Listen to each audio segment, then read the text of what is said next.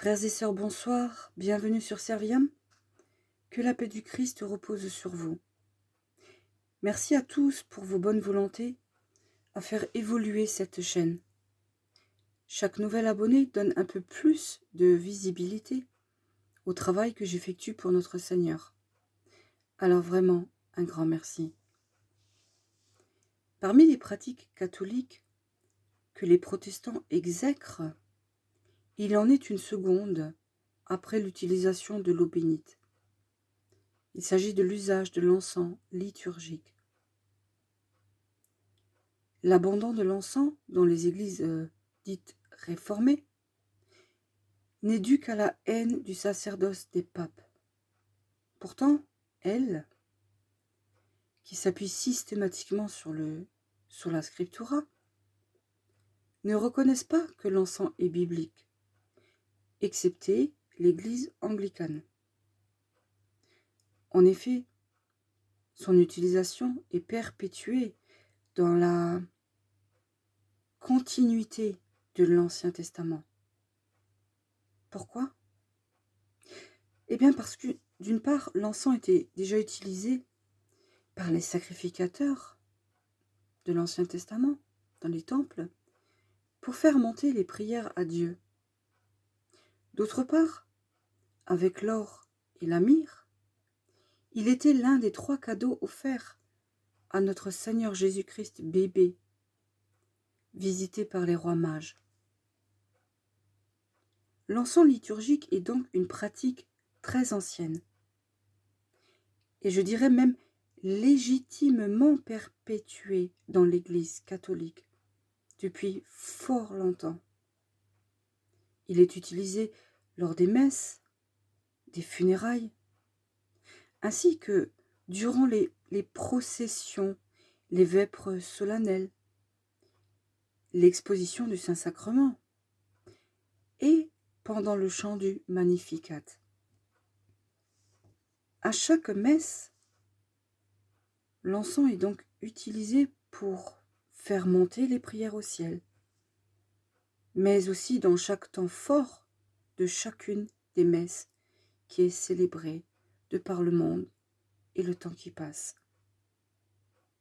Au moment de la procession d'entrée, l'autel sur lequel sera célébré le saint sacrifice est encensé. Avant la lecture de l'évangile, la Bible est encensée. À l'offertoire, le pain et le vin sont encensés par le célébrant et ensuite toute l'assemblée est elle aussi encensée. Car nous tous, membres de l'assemblée, sommes le corps du Christ et donc le temple de l'Esprit Saint. Puis, enfin, au moment de la consécration, lors de l'élévation du corps et du sang de notre Seigneur Jésus-Christ, l'encens est à nouveau utilisé. Vous le comprendrez, l'encens liturgique est nécessaire.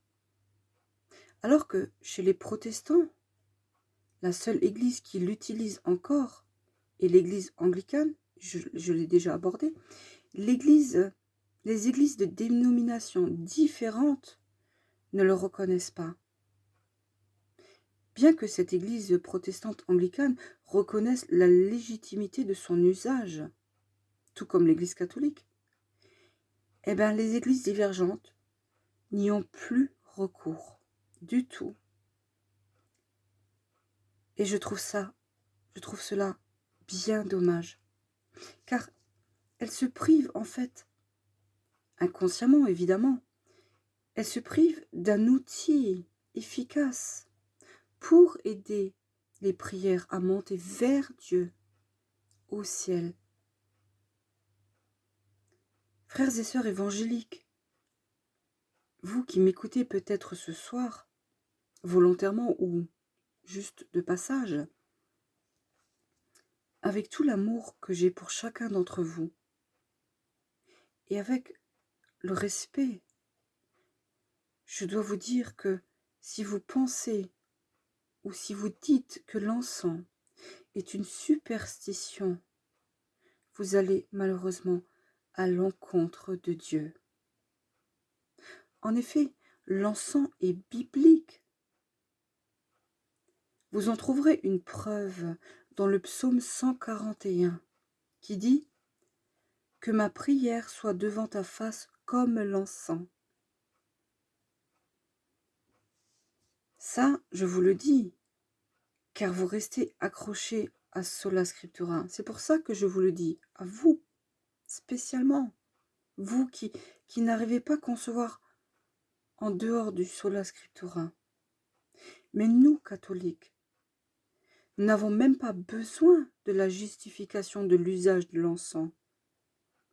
Je parle par la Bible, hein, la justification par la Bible. Nous n'avons pas besoin de cette justification par la parole écrite. Pourquoi? Parce que la tradition était déjà, à l'époque du peuple d'Israël, c'était une coutume, une pratique qui est ancestrale. Et donc nous avons hérité de cette tradition d'Israël. Nous sommes chrétiens, certes, mais encore faut-il ne pas oublier nos racines. Nous avons comme racine la Torah. Nous partageons avec Israël toute une histoire, toute l'histoire des ancêtres de notre Seigneur Jésus-Christ. Et s'il est devenu le sauveur de l'humanité, au départ, il a été donné en tant que sauveur pour le peuple d'Israël. Et ensuite, il a été porté dans toutes les nations. Donc, notre tradition romaine repose sur les traditions des rites anciens que pratiquait déjà Israël à l'époque. Et il y avait de l'encens pour justement faire monter ses prières, comme je l'ai expliqué. Alors, puisque nos racines, nous les puisons dans cet héritage du peuple juif, notre Seigneur étant né là-bas, nous avons forcément donc hérité aussi de certaines de leurs coutumes, de leurs pratiques. Mais vous, frères et sœurs évangéliques, qui n'adhérez qu'au Sola Scriptura, retenez alors au moins que l'usage de l'encens est biblique. Il est biblique et plus encore, je dirais qu'il a une valeur particulière puisqu'il a été offert en cadeau à Jésus-Christ. Pourquoi Jésus-Christ, notre Seigneur qui était un nouveau-né, a-t-il reçu cet encens parmi la myrrhe et l'or? Tout simplement parce que les rois mages savaient qu'il serait le grand prêtre dès sa naissance. Voilà. Vous n'êtes pas sans savoir que nous tous qui croyons et qui avons reçu l'Esprit Saint, nous sommes tous prêtres, prophètes et rois. Mais Jésus est au-delà de ça. Il est le grand prêtre. Il a été le sacrifice ultime. Voilà. C'est pourquoi nous utilisons de l'encens pour être agréable à Dieu, pour faire monter les prières, pour faciliter la connexion spirituelle. Voilà, frères et sœurs évangéliques, parce que mes frères et sœurs catholiques savent parfaitement tout ce dont je vous parle là ce soir. J'espère que ma courte démonstration aura su vous convaincre que utiliser de l'encens n'est absolument pas une superstition, mais qu'elle est une coutume approuvée par notre Seigneur, par notre Dieu. N'oubliez pas que le peuple de Dieu se perd parce qu'il lui manque la connaissance. Vous savez, après mes plusieurs années d'errance et de pratique, on va dire des usages évangélique, j'ai réalisé cette phrase, je l'ai réalisée en moi, dans mon parcours. En fait, j'ai réalisé toute la profondeur de cette vérité, de la vérité de cette phrase, dans mon propre cheminement vers la vérité et dans mes égarements passés. Aujourd'hui, j'essaye vraiment de faire de mon mieux pour faire pour vous ce que j'aurais aimé que quelqu'un fasse pour moi, parce que j'ai perdu plusieurs années d'un temps précieux, d'un temps qui s'égrène inexorablement. Et ce temps que j'ai perdu, c'était du temps où j'aurais pu arracher des âmes à l'adversaire. Mais il n'est jamais trop tard pour bien faire. C'est pourquoi je travaille si durement à vous partager régulièrement des vidéos sur toutes les thématiques abordées par les protestants, les évangéliques, sur les fausses doctrines, sur les préjugés. Je traiterai de tous ces sujets pour vous faire comprendre ce que j'ai eu du mal à comprendre parce que ma connaissance n'était pas assez profonde. Vous savez, il n'y a pas à tourner en rond 50 ans lorsque l'on cherche la vérité avec, je dirais, un cœur contrit, un cœur sincère, on finit par la trouver. Et alors, comme notre Seigneur nous l'a dit, cherchez la vérité et la vérité vous affranchira. Donc mes frères et sœurs, la vérité rend libre. Cherchez à comprendre les choses. Ne vous contentez pas de croire sur parole tout ce que des milliers de pasteurs vous régurgitent parce qu'ils ont été endoctrinés à vous sortir le même laïus. Cherchez à comprendre, voilà, cherchez à comprendre pourquoi certaines choses sont en place dans l'Église catholique et pourquoi elles ont été enlevées des autres dénominations. Cherchez à comprendre le sens des pratiques. Vous devez apprendre. Il vous manque la connaissance. Et ça, mes frères et sœurs évangéliques ou d'autres dénominations, je vous le dis vraiment avec beaucoup d'humilité, puisque moi-même, j'ai été dans votre cas de figure.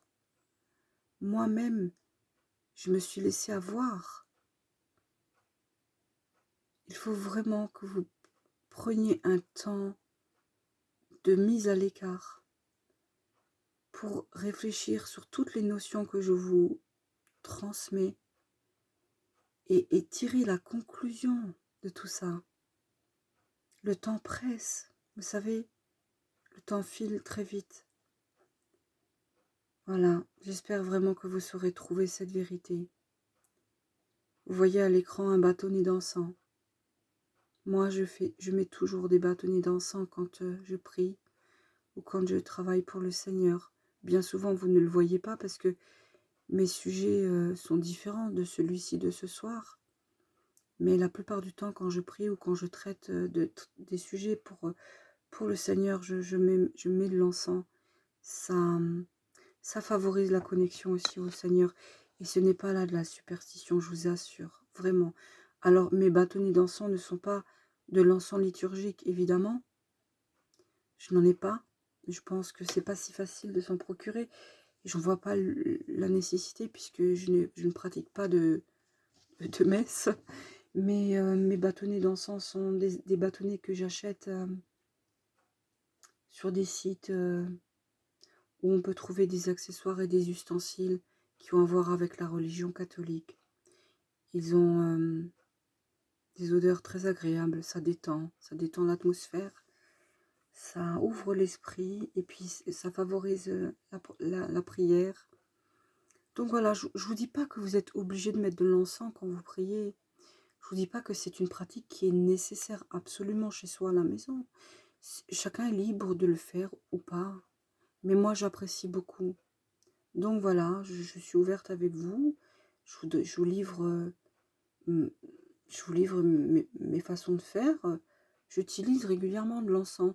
Puis je trouve que, je sais pas comment l'expliquer, mais ça apaise, ça apaise. On sent, là où je suis, là où je travaille dans mon bureau. J'ai une pièce particulière qui est mon bureau, mais qui est à la fois mon petit coin chapelle, qui est l'endroit où je me replie pour prier, où je travaille pour le Seigneur.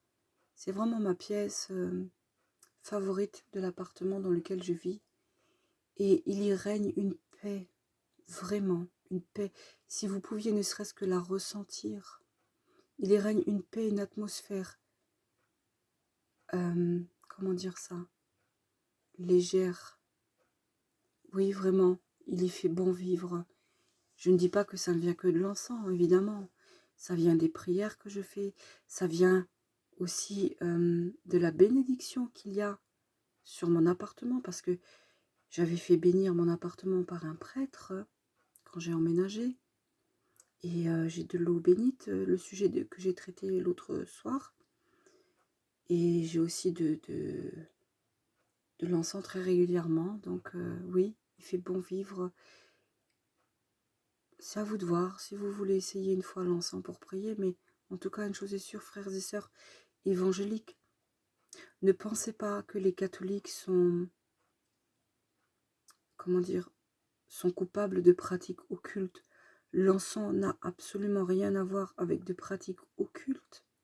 Il est biblique, il est ancestral, il est efficace, il est donc utilisé légitimement. Voilà pour ce sujet de l'encens qui n'était pas très long, mais bon, je devais quand même l'évoquer parce qu'il y a d'autres sujets qui vont venir qui seront plus complexes, mais voilà, dans la continuité des petits ustensiles que l'Église catholique utilise, ben, je voulais parler de ça, parce qu'il y a beaucoup de préjugés à la fois sur l'eau bénite, sur l'huile consacrée, le Saint-Crème, sur l'encens. C'est pour ça que je traite de ces sujets. Frères et sœurs catholiques, je voudrais que vous puissiez vous joindre à moi ce soir pour faire une petite prière pour nos frères et sœurs évangéliques et des autres dénominations, pour leur faire comprendre la vérité, que notre Seigneur puisse les réveiller, les éveiller, leur donner d'apprendre les choses rapidement, pour qu'ils puissent rejoindre nos rangs d'enfants du petit reste, nos rangs d'enfants catholiques fervents, sincères, qui aimons notre Seigneur de tout notre cœur. Voilà. Au nom du Père, du Fils et du Saint-Esprit. Amen. Voilà, Père éternel, dans le saint nom de notre Seigneur Jésus-Christ, et par son sang merveilleux qui a coulé à la croix pour chacun d'entre nous, je m'associe ce soir avec mes frères et sœurs catholiques pour porter nos frères et sœurs évangéliques et des autres dénominations au pied de notre Seigneur Jésus-Christ à la croix, là où il a vaincu la mort et le péché. Que ce merveilleux sang puisse couler abondamment sur eux et les oindre de la puissance de l'Esprit Saint, pour que tu leur donnes le discernement et la sagesse dont ils ont besoin, l'intelligence pour comprendre l'Écriture avec l'éclairage de l'Esprit Saint, et qu'alors ils puissent réaliser qu'ils sont au mauvais endroit et qu'ils doivent absolument rejoindre le corps de notre Seigneur Jésus-Christ, qui est composé de nous, les enfants catholiques, fervents, amoureux de Jésus-Christ. Père éternel, je te demande aussi de leur donner le courage de prendre cette décision, parce que je sais que lorsqu'on est endoctriné pendant plusieurs années, il est difficile d'avoir le courage de dire ce qu'on pense. Que tu puisses leur donner la force et le courage afin qu'ils puissent défendre leur opinion sans crainte. Je leur souhaite, Seigneur, vraiment beaucoup de bénédictions. Et nous les attendons, Seigneur, avec nous, dans le corps merveilleux de notre Seigneur Jésus-Christ. Que tu puisses les bénir abondamment et que tu puisses vraiment parler à leur cœur. Rappelle-les, Seigneur, fais-en des vierges sages. Nous sommes tous tes enfants et tu nous aimes tous. Mais il est écrit dans la parole, certains diront, Seigneur, Seigneur, n'avons-nous pas prophétisé en ton nom? Seigneur, Seigneur, n'avons-nous pas chassé des démons en ton nom? Et le Seigneur Jésus leur dira, hors de ma vue, je ne vous ai jamais connu. Il y en aura malheureusement des gens dans cette situation, aussi bien chez les catholiques que dans les églises des autres dénominations. Mais toi, Seigneur, tu peux faire tes miracles. Tu les as déjà faits par le biais de notre Seigneur Jésus-Christ. Toi, Père éternel, tu peux faire ce miracle d'en sauver un maximum. Je remets vraiment tout ça entre tes mains. On a besoin, Seigneur, on a besoin de ton aide. C'est pour ça que je te supplie aujourd'hui avec amour et avec charité de toucher le cœur des frères et sœurs évangéliques qui m'entendent ce soir et qu'ils puissent ne serait-ce que trouver le courage d'entrer dans une église catholique et de partager un moment en la présence de notre Seigneur Jésus-Christ. Et alors, ils sentiront ce qui se passe parce que vraiment, notre Seigneur est présent. Il est présent dans chacune des églises où il est accueilli avec amour. Voilà. Père, je te remercie dans le nom précieux de notre Seigneur Yeshua, de son vrai nom araméen Yeshua, qui est Jésus-Christ en français. Mais j'aime ce nom de Yeshua. Il a quelque chose de puissant lorsque l'on prononce. On ressent la présence de Jésus. Voilà. Frères et sœurs évangéliques, je vous confie à Yeshua. Notre Père, qui es aux cieux, que ton nom soit sanctifié, que ton règne vienne et que ta volonté soit faite sur la terre comme au ciel. Donne-nous aujourd'hui notre pain de ce jour. Pardonne-nous nos offenses, comme nous pardonnons aussi à ceux qui nous ont offensés.